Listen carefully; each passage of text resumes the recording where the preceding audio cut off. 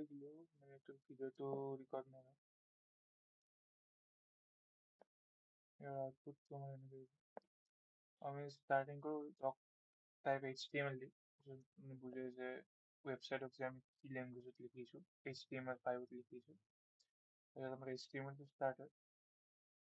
তাৰে ভিতৰত চব কোডখন দি থাকে HTML আমি লেংগুৱেজটো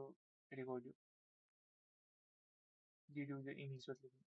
লেংগুৱেজটো চেঞ্জ কৰিব পাৰোঁ বেলেগ লেংগুৱেজত লিখিলে এই ৱেবছাইটটো তাৰপিছত আমি হেডৰ ভিতৰত মানে চব হেৰিবিলাক থাকিব যে টাইটলত কি থাকিব ইয়াতে ষ্টাইল কিবা দিলে মানে যোনবিলাক আমাৰ এলিমেণ্টছ ইফেক্ট কৰিব এই ৱেবছাইটটোক সেইকেইটা আমি ইয়াত লিখিম হেডত টাইটেলটো আমাৰ ইয়াতে আহিব য'ত আমি টেবটো খুলো আৰু বাকী আমাৰ হেডটোৰ পিছত আমাৰ বডি আহে য'ত আমি চব কণ্টেণ্টখিনি লিখিম কণ্টেণ্টত আমি হেডিং পেৰাগ্ৰাফ স্পেন বা যি নিলিখোঁ চব বডিৰ ভিতৰত আহে তাত আমি এইবিলাকক ভাগ ভাগ কৰি যেনেকৈ লাগে এনেকৈ লিখিব পাৰোঁ আমি হেডিং 1 দিলে এইটো যোনটো দিব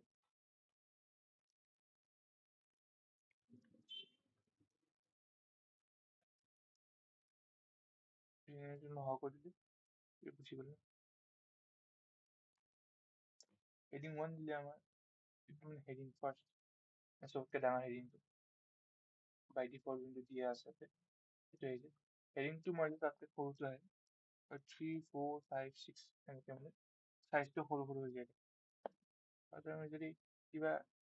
টেক্সটবিলাক ডিলিট কৰিব লাগে যেনেকৈ কিছুমান টেক্সট বল্ড কৰিব লাগে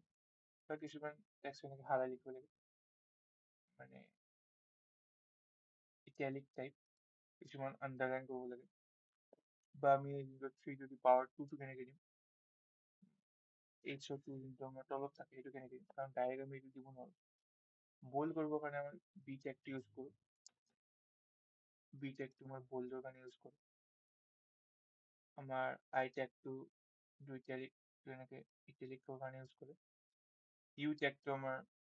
আণ্ডাৰলাইন দিবৰ কাৰণে ইউজ কৰোঁ আৰু যোনটো আমি ছুপাৰস্ক্ৰিপ্ট এইটো আমি যোনটো ওপৰত দিওঁ মানে 3 to the power কিবা এইবিলাক আমাৰ ছুপাৰস্ক্ৰিপ্ট বুলি কয় তাৰে টেগটো হ'ল আমাৰ SUP ছুপাৰস্ক্ৰিপ্ট আৰু যদি আমি তলত দিব লাগে তাৰ টেগটো হ'ল আমাৰ ছাবস্ক্ৰিপ্ট SUB বা আমি যদি কিবা এটা টেক্সট কাটি দেখাব লাগে তেতিয়া আমি ডিলিট টেগৰ ইউজ কৰোঁ আৰু বা হাইলাইট কৰিব লাগিলে মাৰ্ক টেগৰ ইউজ কৰোঁ